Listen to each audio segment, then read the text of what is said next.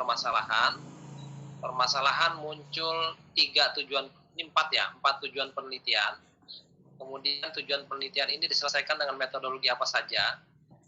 Apakah dengan 1 metodologi, 2 metodologi, 3 metodologi, atau 4 metodologi, yang artinya masing-masing tujuan diselesaikan dengan metode yang berbeda gitu. Nah, di sini kemudian nanti ada result and discussion ya. Lihat apakah resultnya ini menjawab tujuan penelitiannya apa enggak. Kalau ada 4 berarti 4 gitu. Nah, kemudian baru conclusion ya. Berarti ini masih kurang 1, dibuat 1 blok lagi, blok yang namanya conclusion, dan sedikit nanti ada daftar pustaka. Oke, itu dari Pak Nata ya. Kalau ya Pak, nanti saya lanjutin Pak. Ya, ini ada Bu Ika, ada Pak Bambang, ada Bu Maulina. Oke, ini Maulina ya. Bentar ya.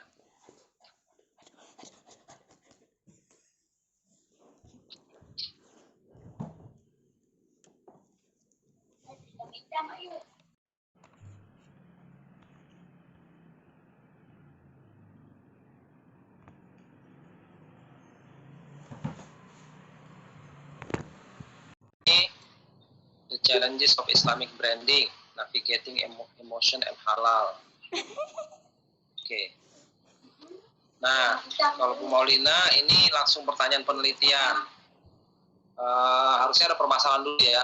Permasalahan, kemudian pertanyaan penelitian. Metode penelitian kualitatif. Nah, ini juga harus detail. Kualitatifnya pakai metode apa, bagaimana cara pengumpulan data, bagaimana melakukan analisis data gitu ya, bagaimana melakukan mungkin uji-uji reliabilitas dan uji statistik lainnya gitu ya. Kemudian nah, ini mungkin Bu Maulina harus dijelasin juga nih per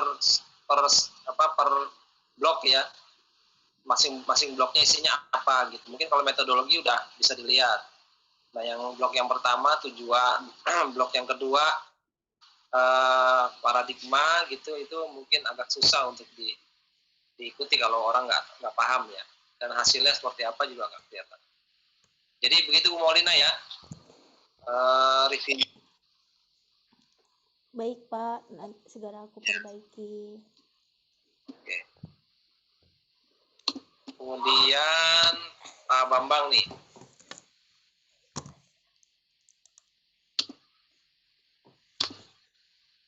Pak Bambang. Saya malah belum selesai itu Pak.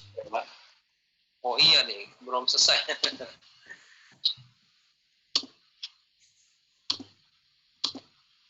Nah, ini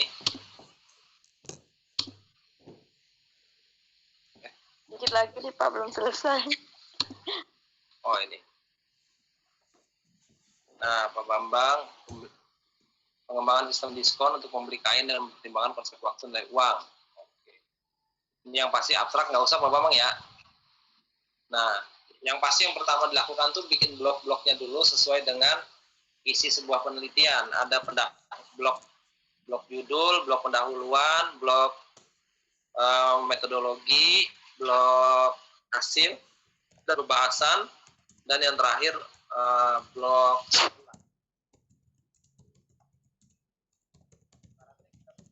mengconcise, meresum riset kita yang 100 halaman. Makanya karena sifatnya yang rada-rada rumit, itu biasanya ada ini juga. Ini belum bisa.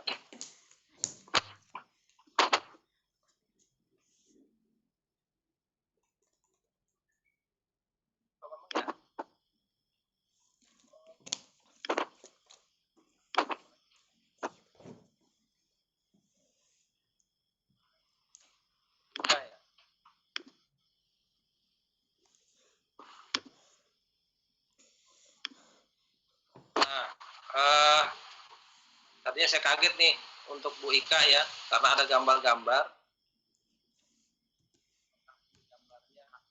dari risetnya apa bukan gitu.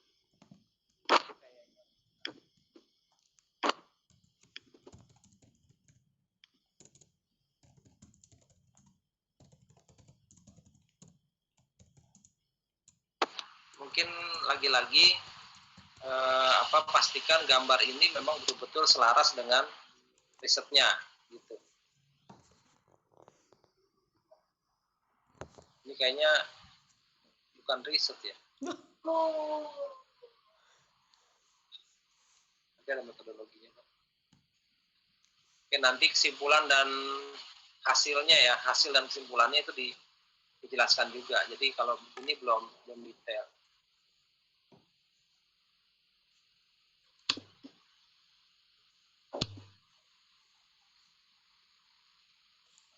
Baik, yang lain ada lagi? Itu punya Bu Popon. Kalau saya Bu siapa? PowerPoint, Pak. Yang punya saya. Oke. Popon ya.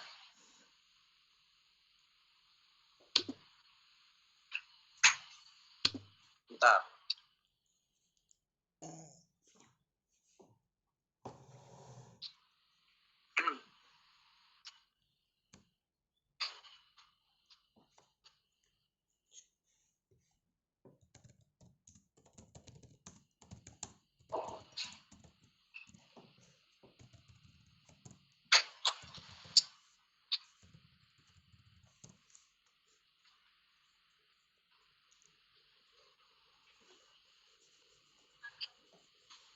Bu Popon. Oke, ini Bu Popon ya.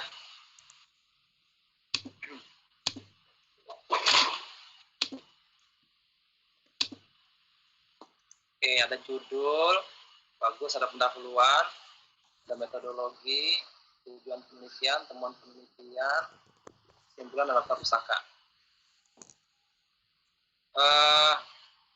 Untuk Bu Popon ini menurut saya bloknya cukup ya. Tapi untuk kebutuhan poster, kita hanya dikasih maksimal 1 halaman besar poster, Bu. Jadi jangan, kalau lebih dari 3 gini nggak dapat nih. Nanti mungkin saya akan putarkan ya situasi bagaimana melakukan poster ilmiah tersebut. Tapi secara umum blok-bloknya ada pendahuluan, ada metodologi, ada tujuan penelitian, ada temuan penelitian, ada simpulan, bagus, pas lah gitu ya. Dan nanti akan diperlukan juga kalau hasilnya itu memerlukan tabel, gambar atau lain sebagainya gitu.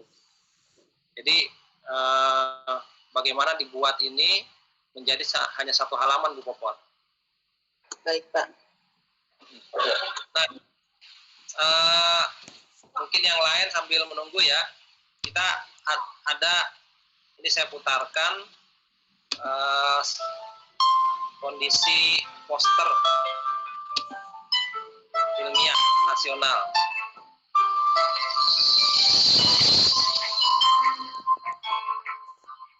Nah, kira-kira kondisinya begini.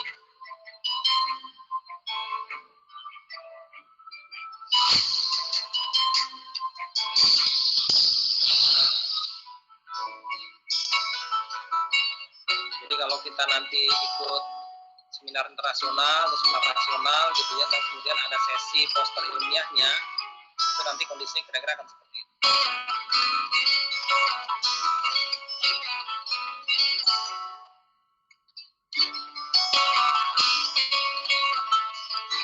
Ini panitia ya.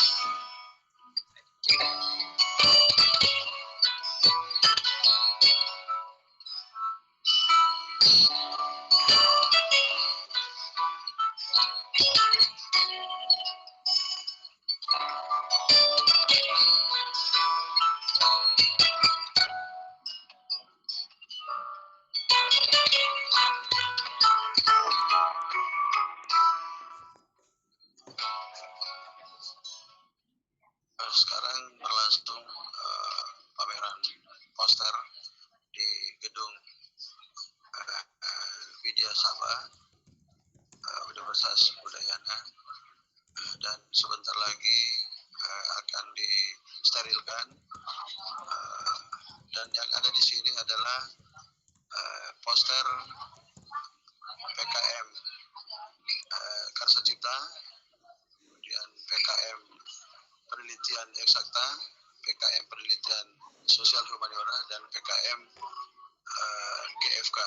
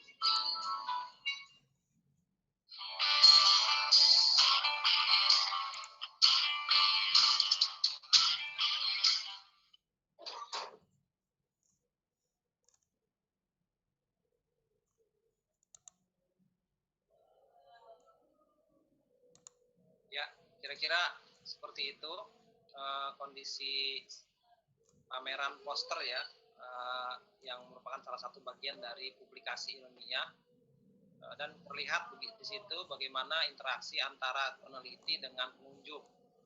Pengunjung bisa langsung melihat dan kemudian bertanya. Dan kualitas poster itu sangat menentukan baik dari sisi teknikal penggarapan maupun kontennya, isi dari risetnya, dan sisi artistiknya juga menjadi sangat diperlukan ya, karena dia eye catching kan, untuk memberikan nilai tambah perhatian kepada para pengunjung. Di samping kita harus berkompetisi juga dengan yang lain untuk memikat pengunjung sebanyak-banyaknya datang ke poster kita. Dengan begitu, selain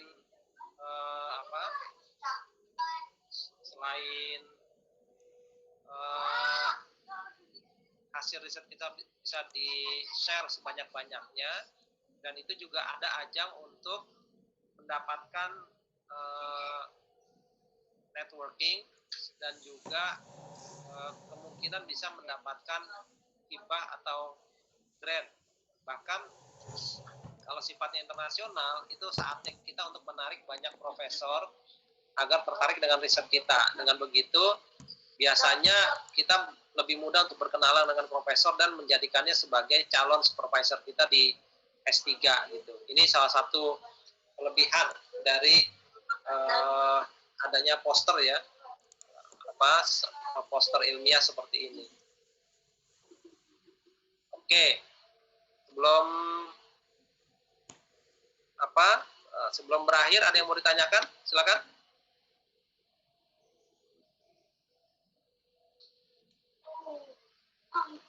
boleh nampilkan apa namanya Pak, nomor kontak kita atau email gitu di poster itu? Oh iya, itu cukup nama researchernya aja ya. Oh, gitu. Tapi dalam teknisnya kita udah siapkan kartu nama biasanya. Jadi print out dari hasil riset kita mungkin dalam satu halaman gitu ya,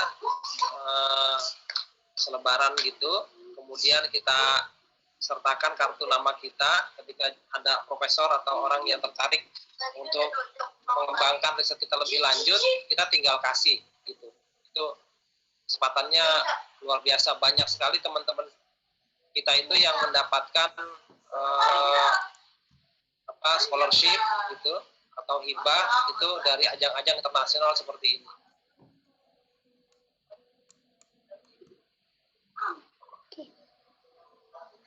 Terima kasih Pak Nata. Yang lain ada lagi? Baik Pak, terima kasih Pak. Ya, sama. Ini Pak, tinggal pindahin ke kanvanya Pak, yang bingung. Oh Pak Doni ya?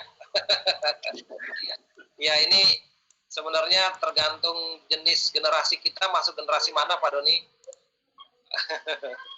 Iya Pak, biasa pakai PowerPoint kan jadi 3 halaman. Iya. Itu kenapa saya perkenalkan Canva ya, karena ini lagi ngetren juga di kalangan milenial untuk melakukan editing gambar atau mungkin membuat brosur yang artistik gitu. Biasanya kan kita pakai Corel Draw ya, atau mungkin paling gampang Corel Draw kali. Nah kalau ini dengan Canva itu bisa lebih cepat karena template-templatenya banyak sekali dan sangat artistik gitu.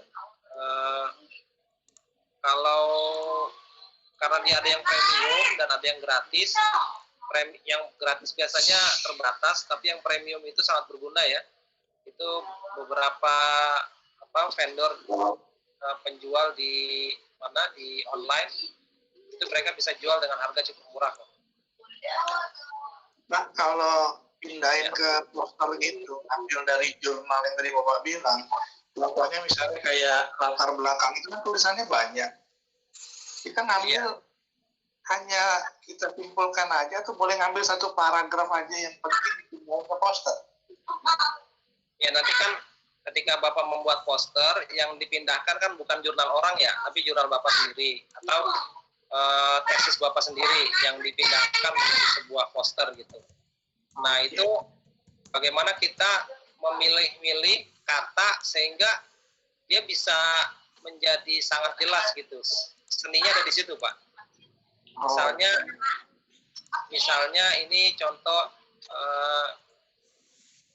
riset saya gitu ya, ketika di S3 itu bagaimana satu tesis yang begitu panjang itu kita satukan hanya dalam satu poster seperti ini. Backgroundnya pointer gitu ya, riset problemnya itu kalimat yang sangat spesifik lah gitu ya, sehingga orang kalau baca tuh ngerti. Nah dengan begitu, tapi yang perlu kita pastikan ini harus inline semua antara background, problem sama question. Baru kita turunkan menjadi riset objektif. Jadi kalau kita ngerti risetnya gitu ya, dengan hanya membaca satu halaman poster ini itu bisa clear gitu. Ini riset apa, metodenya apa, datanya bagaimana, kemudian hasilnya seperti apa. Nah dari situ betul-betul concise gitu, ringkas tapi padat. Nah itu Pak, makanya belum lagi nanti kalau kita pikirkan harus memasukkan gambar kan, gambar, tabel gitu. Kalau dilihat dari Contoh tadi kan mereka sangat artistik sekali tuh mahasiswa itu. Gambar-gambarnya dibuat gitu ya. Dibuat baik, bagus gitu dan sesuai dengan isi dari hasil riset itu. Pak, ini berarti dari 100 halaman tesis Bapak itu dibuat hanya dengan satu lembar aja, Pak ya? Apa? Untuk presentasinya. Maaf, gimana Pak Doni? Dari tesis kita yang 100 halaman itu untuk nanti kita presentasi proposal tesis itu kita buat kayak poster gitu hanya satu halaman aja, Pak ya? Betul, hanya satu halaman. Untuk teman-teman yang atas belum ada kewajiban ya bikin ini karena kan ini salah satu jenis publikasi. Biasanya teman-teman tuh bikinnya dalam jurnal. Nah, tapi sebenarnya kenapa saya sampaikan di sini, ini berguna untuk membantu Bapak dan Ibu sekalian untuk meringkas hasil riset yang begitu panjang menjadi satu penjelasan yang sangat ringkas gitu. Nah,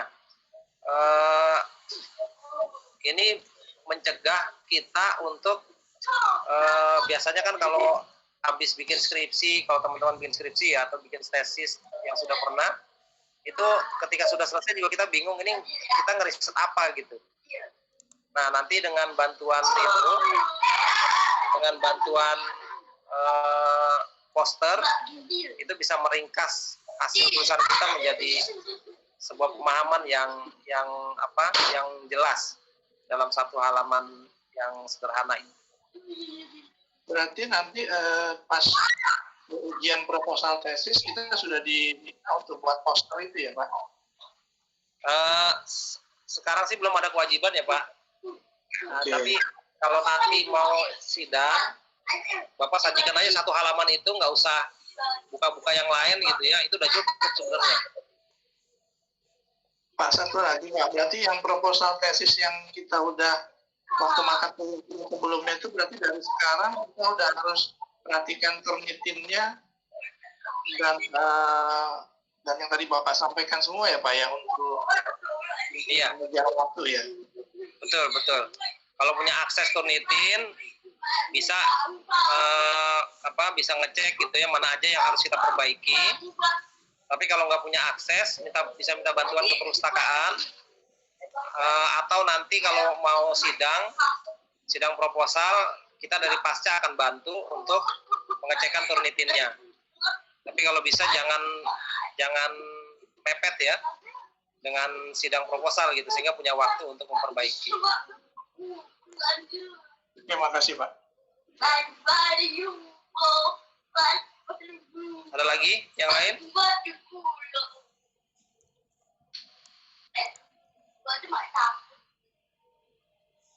Oke, nggak ada ya. Baik, Bapak Ibu sekalian, mohon maaf hari ini karena saya sedang ada di pengungsian sehingga mungkin jaringannya kurang bagus gitu ya dan juga kondisinya kurang kondusif. Tapi mudah-mudahan dengan tadi setidaknya ada 3 poin ya. Yang pertama bagaimana memastikan kita bebas dari plagiarisme. Yang kedua fungsi dan pengalaman membuat poster. Dan yang ketiga tadi penggunaan Canva. Jadi ini mudah-mudahan Bapak Ibu bisa mastering ya, bisa gunakan sesering mungkin. Jadi bisa membantu selain untuk kegiatan perkuliahan, bisa juga untuk membantu kegiatan profesionalisme pekerjaan kita. Kalau gitu saya akhiri. Mohon maaf kalau ada kekurangan. Kita akhiri dengan hamdalah. Alhamdulillahirabbil alamin. Alhamdulillahirabbil alamin. Assalamualaikum warahmatullahi wabarakatuh.